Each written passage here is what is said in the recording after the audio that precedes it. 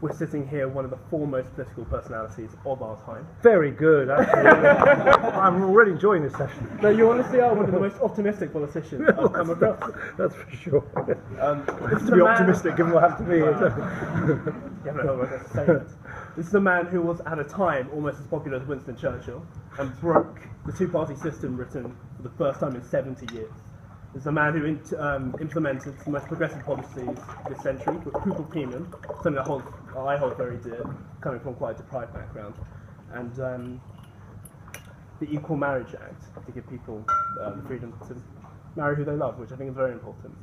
And so with that, I'd like to give the 15 minutes to Sir Nick to talk to us about leadership. Well, thank you very much. And can we do a roadshow together and sort of repeat this stuff?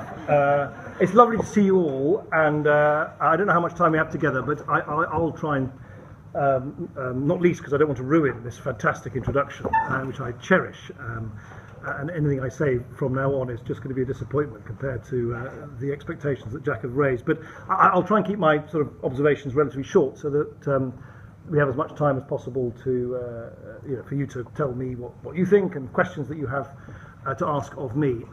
If I understand it correctly, my brief is to talk a little bit about how I ended up doing what I did, and indeed a little bit about what I've been doing since I left government and Parliament. I mean, the first observation I would make, and I'm sure you've heard this before, is that, I mean, nothing happened sort of according to plan. I didn't have some perfect blueprint, where at some precociously young age I said my great aim in life is to go into politics and get into government. It was all much, much more accidental and random. I think there are some people, and there might be some people amongst you, and I admire you immensely if you are one of those people who have your life mapped out. But most people are not like William Hague, who at sort of aged 14 is prepared to give speeches in sort of stiff shirts and starched jackets to his Conservative elders. For me, it was altogether more shapeless than that. In fact, much though I came from a family that was shaped, if I can put it like that, by politics, partly because my father is half Russian, and so my grandmother on my father's side was part of that whole diaspora of Russians who experienced the revolution and the hardships of then the war and so on, and ended up seeking refuge in London. And my mother was born in Indonesia and spent her early formative years as a child in a Japanese prisoner of war camp in Indonesia, and then came to the UK. And so issues of war and government and political ideas, that certainly was kind of in the ether. We didn't sit around sort of earnestly discussing these things around the kitchen table. I come from a large, loving and boisterous family, but it was certainly a family that was kind of just aware and conscious that politics matters. It was certainly not a family which sort of said, oh, well, all politicians are all the same, it doesn't matter. It was a family that was, like lots of families, shaped, for good or for ill, by ideas, by political ideas. So I think there was respect for and interest in politics, but not party politics with a big capital P. I genuinely don't know how my parents voted when I was small. They jolly well voted Lib Dem once I started going into, out of loyalty to me, if nothing else. So there was not a sort of party label attached to our discussions. And so I never grew up with and I come from I'm number 3 there's 4 of us. I've got 2 brothers and a sister. None of them have gone into politics, and all of them would be horrified at the prospect of doing so. So it was never sort of in the blood. It was not inevitable that I went into politics. I was interested in political ideas. I remember, gosh, I must have been a morbid and tedious little child. I remember earnestly reading books about the sort of siege of Leningrad and cheerful subjects like that. And so I was interested in military history. I remember there was a very eccentric history teacher at the school I was at when I was 11, and this was the height of the Cold War, where we were all being told that we were going to be burnt to a cinder, from one moment to the next. And it's very difficult to describe now. I'm 51. It's really difficult to describe what it was like then. There's this real feeling that any moment the world would be eliminated as we know it, and it was this real constant existential threat. And I remember there was a boy who for some reason, was at school in England. His parents were in Hawaii. I even remember his name, Roberto Los Baños.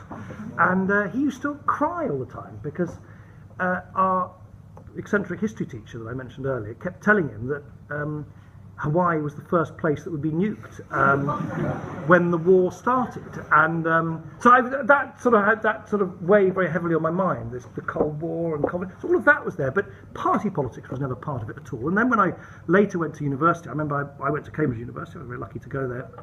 No way, by the way, I can get in now. And I remember going once to hear a debate at the Student Union, and so this was in the mid-80s, so it was the height actually of the sort of Thatcher revolution, and the Student Union then was absolutely full of sort of boys in dinner jackets and girls with pearls and sort of blue stockings sort of thing, and braying at each other, and I hated it and just left and never really participated in student politics again. So I wasn't drawn into, and I was like, I think most students, I had more questions than I had answers, and I didn't really understand all these students who seem to know, they seem to sort of at least display such self-confidence as if they knew all the answers in the world.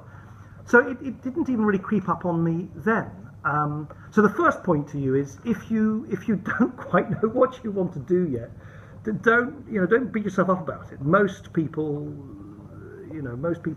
find their future in a much more accidental way than is sometimes described. Second thing I'd say is that it's really, really important to ask folk who you respect or whose views that you kind of adhere to. Ask them questions. Adults love pontificating to younger people and dispensing patronising advice from a great height. So, exploit that. Ask people. Ask lots of questions about, as indeed you are in this session, how people got to what they were doing. And I remember, and because suddenly you'll hear a turn of phrase, or someone will say something which will suddenly make you think, oh wow, maybe I could do that rather than that. And I remember vividly, I ended up, for reasons I won't bore you with, I ended up being a civil servant in the European Commission. So I did the civil service exam and the rest of it, and passed it, and da-da. And so for a while I first went there in 1994, I think. I was a civil servant in the European Commission. And I very luckily was introduced to the then British Commissioner, the sort of head British person in the European Commission. It was a man who was then had been a Conservative cabinet minister called Leon Britton. And I remember sort of talking to him about politics and complaining about this and complaining about that and how ghastly that politician, and probably talking about politicians as people constantly talked about me.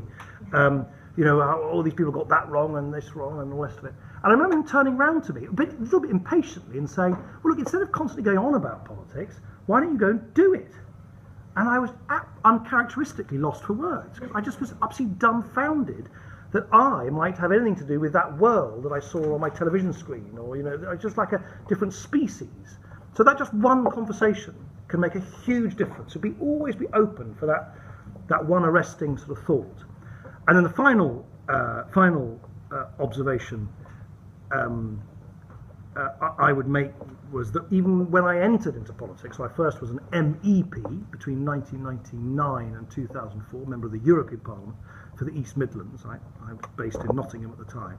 And then I was an MP, first elected for Sheffield Hallam, a constituency which rudely rejected me last year, in 2005. Even then, I didn't have a sort of neat sort of plan. You don't go into the Liberal Democrats thinking you're going to become Deputy Prime Minister. It's not the normal route to power. I didn't expect the 2010 general election would turn out the way that it did. I didn't expect there to be a hung parliament. I didn't expect, as we did then, the Liberal Democrats to get 24% of the vote. I didn't expect, why should I, that we would be having to recover from this disastrous financial crisis in 2008, which needed, I believe, a coalition government to kind of steady the ship. So my advice really is, A, don't obviously think a lot about your future, but don't worry if you don't have some perfect, A, B, C, D, join the dots route from beginning to end. Not least because you'll also set expectations for yourself that will bound to be disappointed. Secondly, ask people. Don't never be shy of asking people for advice. People do generally like advice, and never be shy in doing that, and asking them questions about how they got to doing what they're doing, and listen carefully to what advice they have got and see whether it speaks to you. And then thirdly, once you embark upon a path, just grab the opportunities that come your way with, joy, enthusiasm, eagerness, and energy, because everything that happens to us in life is a fleeting thing, and in politics for sure. If anything, you go into politics, you're up one moment and you're down the next. So just grab your opportunities when they come, and don't be shy in doing so. And with tips like that and with talents like yours, I'm sure all of you will go very, very far indeed. Thank you very much.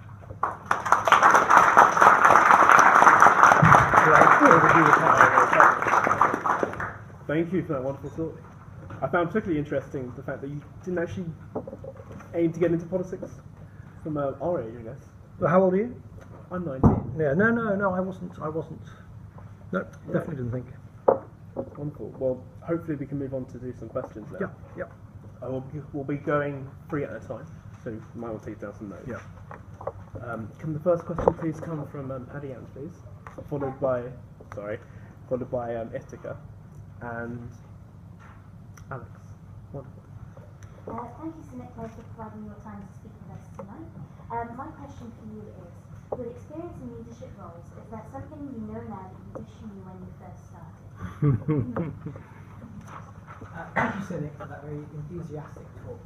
My question is to you, being a leader can often be an isolated role. How do you ensure that you remain motivated and driven? Thank you for coming to speak to us this evening. Being in your 40s when you were Deputy Prime Minister, what challenges did you face, especially when dealing with more experienced colleagues, and how did you overcome them? Right. What would I like to know now that I didn't know then, sort of thing?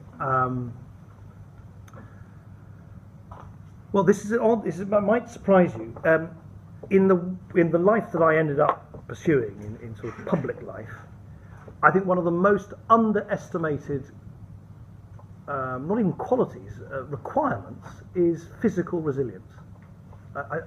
It really surprised me in the 7-8 years or whatever that I was in the front line, what a physical sort of experience it was.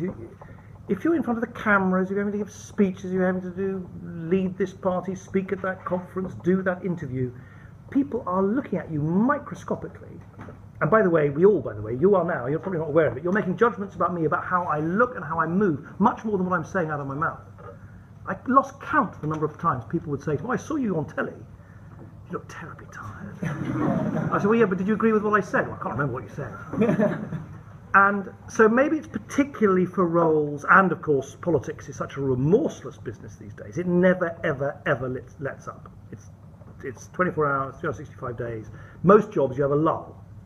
Quiet periods, intense periods, certainly in the politics I was doing, and particularly the coalition years, which were perhaps unusually intense years, but it's the sheer remorselessness of it, and the need, it sounds rather trite, to physically look after you. I think the Greeks were right, a strong body can house a strong mind, and I misjudged that, and I certainly remember when I look back now to the first year or two I was in government, I didn't sleep enough.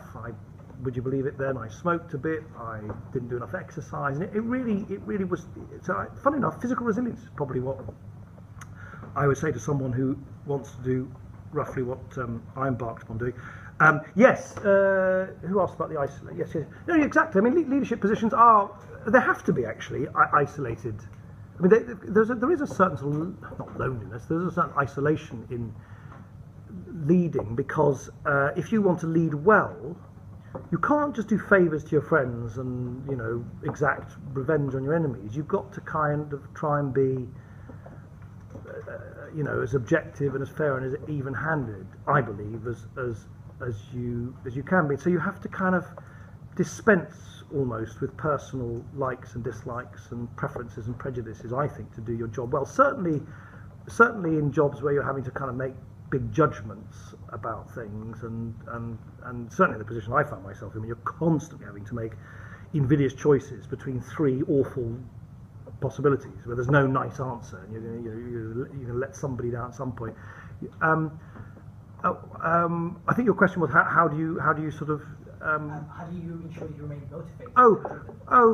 I think the motivation issue remains pretty sort of constant. I think you have to sort of keep your eyes fixed on why you're doing what you're doing, and I have this old-fashioned belief that however imperfect politics is, and boy is it imperfect, it remains democratic politics, the way in which we resolve our differences peacefully and try to the best of our abilities to govern for the whole country, not just for certain people to the exclusion of others, and where we try and collectively take decisions in as consensual a way as possible to kind of move society forward. And of course I was in government in particular at a very unusual time when we were recovering from this terrible heart attack in our financial system in 2008, where we had to take lots of decisions which I knew right from the outset were going to make us unpopular, but I thought it was kind of right to try and do so for the kind of country as a whole, and that's a big motivation. So I think you can, and personally I also found the fact that I have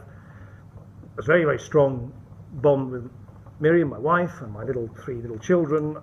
Family for me is and was incredibly important, and the fact that Miriam and I kept our kids completely out of the sort of public eye. The fact that we had that strong family life was very strong, and also having friends who were not immersed in politics made a difference. Well, funny enough, the biggest challenge I found as someone who was relatively young, and I wasn't alone, because David Cameron and I were the same age, David Law, Danny Alexander, George Osborne, we were a generation of quite young men. The biggest problem we would, I think, all encounter in different ways was older men who just didn't like taking instructions from younger men. And it was a real issue. Again and again and again, I found the people who were most problematic were older men who just couldn't accept the authority of men who were 10, 15, 20 years younger than them. And I would sometimes find that I was talking to men who could almost be my father's age, and I had to almost treat them as if they were teenagers because they were being so sort of obstreperous or difficult or petulant. And I think one of the things, if you lead anything, is you've got to be prepared to absorb a lot of, pettiness or jealousy or point scoring or gossip or malign. That comes with the job. There's absolutely, certainly not in politics, there's absolutely no point whinging about the fact that the newspapers will say nasty things about you, your enemies, usually in your own party, will say very disobliging. It just comes with the territory. And I've observed in politics that those politicians who focus on all of that and get obsessed by it, it really turns them into quite bitter people. And I always try to just kind of roll with the punches. You just have to. It's just, with leadership, it's a great privilege to be a leader, but you've got to accept the rough with the smooth. Well, thank you very much. Thank you, Clegg. We'll take the next 3 questions from Asia and Asif, please. Thank you, Sir Nick, for your time today. We really appreciate it. My question is, what advice would you give to young people who aspire to leadership roles within their lifetime? Thank you, Sir Nick. My name is Asif. Thank you for being here. What are the top 3 pieces of advice would you give to yourself before you started to embark on your political career?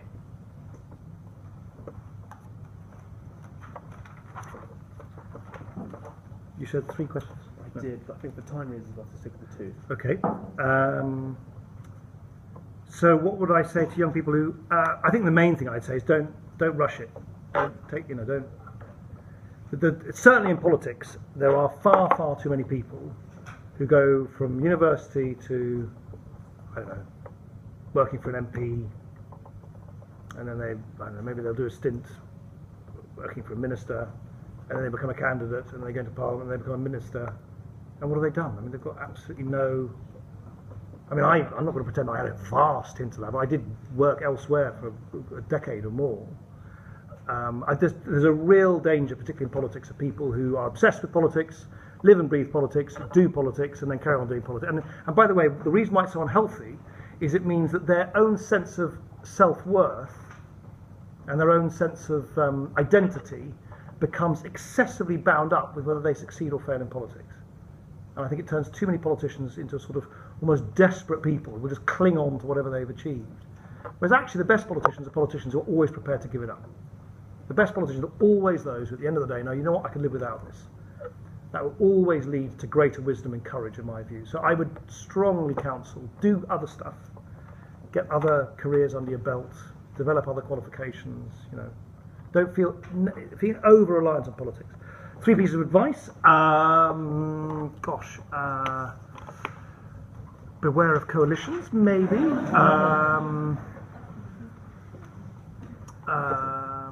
3 pieces of advice. Well, actually, the first piece of advice would have been, I mean, in an absolute ideal way, because you can never write your own, of course you can never write when opportunities come your way, but I sometimes wish that my political career hadn't sort of, kind of come to the fore at a time when I had very small children at home, because I would have loved to have just been able to spend a bit more time with them. So, the timing of it, I actually, funny enough, thought, just shows how best laid plans never work out. I thought in the run-up to the 2010 general election that there might be a chance that I could lead the Liberal Democrats into a coalition in the election after that one, in other words in 2015. It all happened much more quickly, so I'm not sure if that's advice, but anyway, be prepared for, so first piece of advice, don't rush it. Second piece of advice, don't smoke and look after yourself. And third piece of advice, sorry, I've said all the bits of advice, but it's really, really important. This is don't let it become the be-all and end-all. It's a really difficult thing, this, in life, in my view, is that because we spend so much of our waking hours working, right? Most people in most walks of life will spend more time in the office than they do with their family and so on. It is such a dominant part of our lives. But I find generally, not just in politics, but in other walks of life, those people who don't allow themselves to be defined by what they do generally are both better at what they do and certainly happier. So I know it sounds a bit hippie, this, but I really can't stress enough to really be sure that you feel you know who you are, independent of the vagaries of how well, because life is unjust. You'll sometimes be over-rewarded when you shouldn't, and other times you'll be under-rewarded when you should be given more, and you really shouldn't allow your own sense of self-worth become dependent on that. I think if you can manage that, which is a difficult thing, you'll do very well and be happier through it as well. Thank you very much. And the next 3 questions will come from Thomas. There's 3. Yes, John and Felicity. Good evening, Sir Nick. Thank you very much for your talk. My name is Thomas. My question to you is, during your time as Deputy Prime Minister, how did you ensure that you were connected to the people that you lead and represent? Thank you, Sir Nick, for being with us this evening. I'm John. My question is, what do you think are the greatest challenges the UK faces in the next 5 years? Good evening, Sonic. Thank you for being here. My name is Felicity. Which leader, dead or alive, has inspired you and why? Right.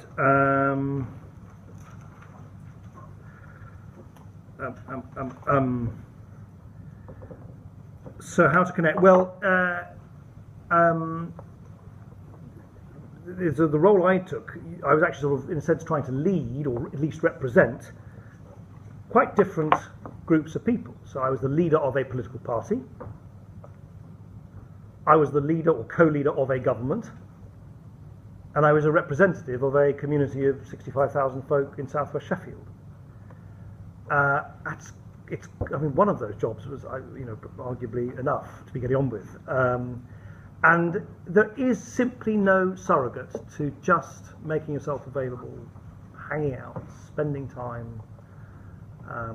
There's lots of other ways, of course, but just constant communication, constantly making sure that people feel that you are available to them, that they can come to you. It's difficult, of course, to organise that, but for instance, I was religious even at the most intense times, and even, I was arguably at that point, along with David Cameron, one of the sort of 2 senior figures in the government. I was religious and always going to Sheffield on a Thursday, doing my constituency surgery on a Friday. Fat lot of good it did for me, clearly, in my constituency, but I did at least try and endeavour always to make myself available and accessible and be there and so on and so forth.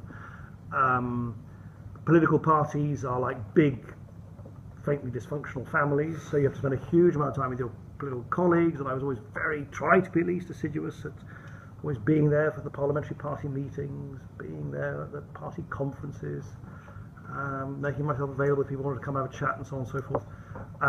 So I think you just have to. It's very time consuming. You really have to make yourself available. I don't believe in kind of remote, lofty models of leadership. I generally don't think that works. John, who asked me about the challenge? Take your pick. There are so many. You wouldn't be surprised to hear this, think that Brexit poses not what is perhaps the obvious economic challenges. I mean, how on earth does a very open economy unplug itself from the world's largest borderless marketplace, which absorbs by far more of our exports than any other? How on earth do you do that in a couple of years flat and not cause immense disruption and so on? But I think the problem for us is that it's much broader than, if it was just economic, and that'd be bad enough, but it's much broader than that. You can't, in my view, it's very difficult to be an influential player in the world if you're not an influential player in your own neighbourhood. That's our fundamental dilemma, is that I think there's an umbilical link between how important Britain is in the world and how important we are in our own hemisphere. And I mean, you can see it already in the run-up recently to this action, military action that Trump, Macron, and Theresa May agreed on in Syria. If reports are to be believed, Donald Trump and Emmanuel Macron were speaking several times a day over a period of time, and it was a much more perfunctory kind of consultation with Theresa May. When I was in government, it would be unthinkable that the US president would spend much more time speaking to the French president than the British government. So these things happen quite quickly. And what does that mean? Because people say, oh, well, influence, who cares? But well, actually, it's quite important, because it means that then you have less influence over measures to beat terrorism and cross-border crime and climate change and the Silicon Valley giants and all the big global challenges that you can only do together. So I really worry that it's not just the economic damage, which I think will ensue. It's just this very significant diminution in who we are in the world. And I think one of the things that always made me very proud, still does of course, to be British, is that whilst we're of course a middling country in many respects, we're not up there with China and India and America, the big sort of present and future superpowers. We were very good at punching above our weight by having both a leadership role in Europe and a special relationship with the States. And I think we're losing that. So that's one big thing. And then there's so many others, but I think the demographic challenge, in other words, an ageing population. We have people are living longer, which is great, but it means that the tax burden is falling on a smaller and smaller number of people in the working population, and there are more and more people who are living longer, and a lot of them are spending very long periods of time in hospital. I just don't think our social care and our health care and our welfare system is remotely adapted to a demographic challenge we've never had before, which is just a very significant ageing population funded by the sort of narrower shoulders of a working age population. That really worries me. That's cheerful, isn't it? Who asked me? Did you? Yes. I'm not sure. Do you know who I mean when I say Václav Havel? Does that ring? Okay. So as I said, I am, alas, 51, and probably by far the most formative experience of my life was the collapse of the Berlin Wall in 1989. For the reasons I alluded to earlier. If you grow up, as I did, and my generation did, with this kind of terror of kind of Soviet nuclear annihilation, then suddenly one day you turn the telly on and there are these pictures of people bringing a pickaxe to the Berlin Wall, and I'm like, wow, this kind of Iron Curtain's just gone. We can all be together, and it made a huge impression on me. The leaders of the countries in Central and Eastern Europe who fought for freedom and shook off the shackles of Soviet communism, and there was amongst them there was this wonderful, rather romantic figure. He was a poet and a playwright and a philosopher. He was a chain-smoking poet called Václav Havel, and he became the first president of Czechoslovakia, now the Czech Republic. And I many years later, for various other reasons, I visited him with others in his sort of palace up a hill in Prague, and he had very sort of funky modern art, and he was this very to me he was a very romantic figure of someone who was kind of in the arts and in philosophy and in poetry, and he smoked cool roll-up Gauloise cigarettes. How cool is that when you're 19? And he was part of that generation of people who really instilled that message of kind of freedom. So he was a big he had a big effect on me. In the sense that it instilled in me, and I think in my generation, this great optimism about Europe, because Europe was divided before, and suddenly it became a common home. It was like suddenly, it was like a half a room that hadn't been heated, and suddenly it was all, we all breathed the same. It was exhilarating, and so for some reason in my mind, I identify that with him. Thank you. Could we take 2 more questions from Prisma, and if possible, from David, please. Hi, Senator Clegg. Thank you for being here today. My name is Krishma. What was a typical day like for you as a Deputy Prime Minister? Thank you so much for joining us today, Senator. My name is David. When in a leadership position, do you make decisions with your heart or your mind? Somewhere in between? Can you give an example? Typical day. Well, very, very long is the answer. I mean, I won't. I mean, maybe I'll start at sort of night. I mean, what you've got to remember is that the way that government works, it might have changed since I've now been out of government 3 years, but I doubt it, is that the most senior people in government get every day, and cabinet ministers get every day, literally a wad of paper, sometimes this big, sometimes this big, and they're given it in a red sort of briefcase, a heavy lead-lined briefcase. You're given a key to open it, and you have to read all this paperwork by the next morning to give it to the civil servants so that they can take your instructions. And so there'll be hundreds of pieces of paper, a submission on local government funding reform, a submission on tariff changes in the electricity market, a submission on the latest terrorist threat, a submission on a vote in the United Nations. And so what's important to remember is that even at the end of a day, which might end at 11:30 midnight after a late night vote, you then have got 2 or 3 hours of paperwork to do.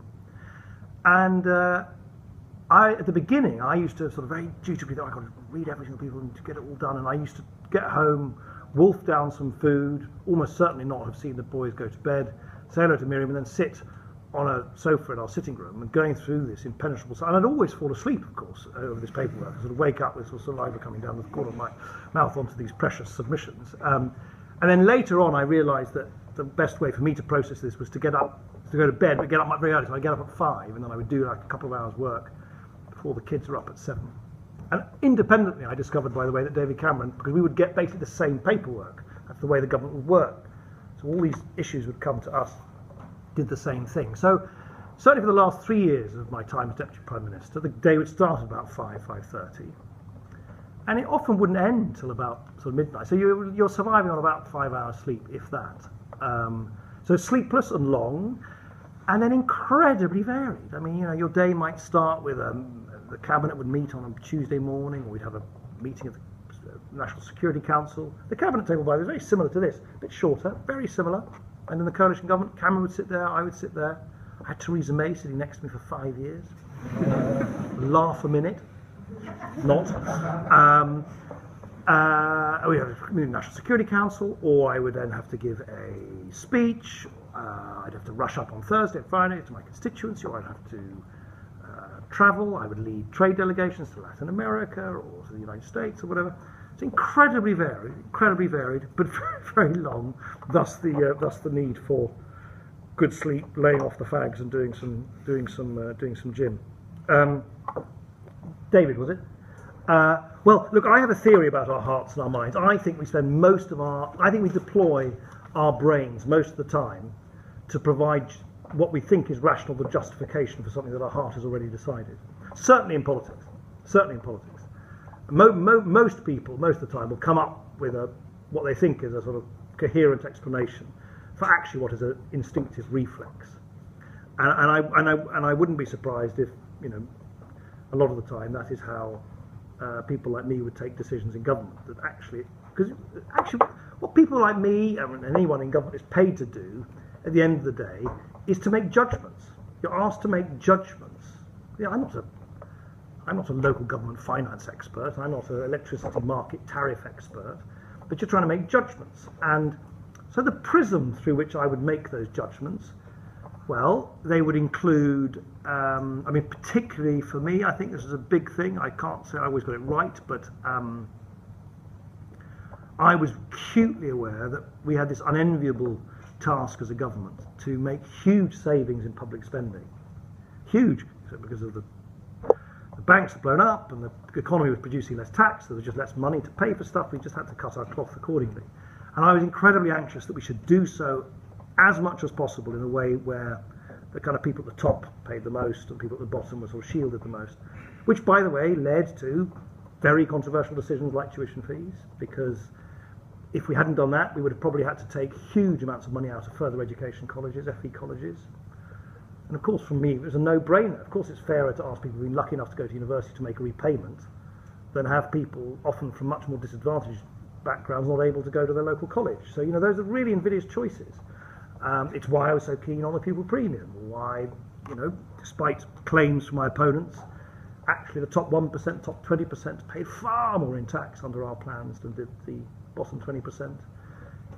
Actually, despite a lot of the rhetoric about our time, inequality didn't increase in that 5 years, and I was very proud of that because we did some really big things like taking lots of people on low pay out of paying income tax. So that as we were kind of making these cuts, we were trying to do it as fairly as possible. That was probably the biggest motive for me as all. And then you have much more, would the party like it?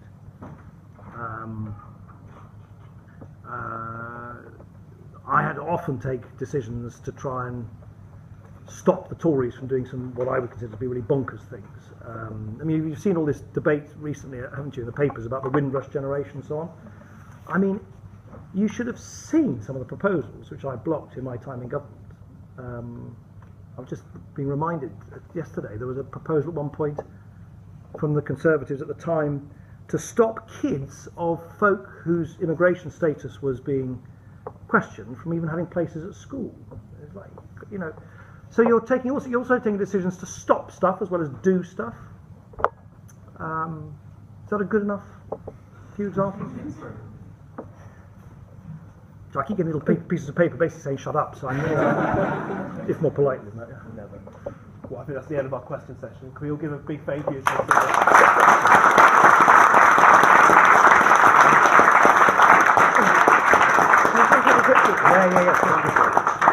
Can I ask, I think everyone basically everyone on that side of the table from David, and same down there, to come over here. Do I stay? Yes. Yes. All this from above. Not at all. Not at all. So how did you get involved in that? I'm actually in a youth college, so they Oh wow. Are you enjoying it? yeah, it's really fun actually. Yeah. Yeah, I actually go to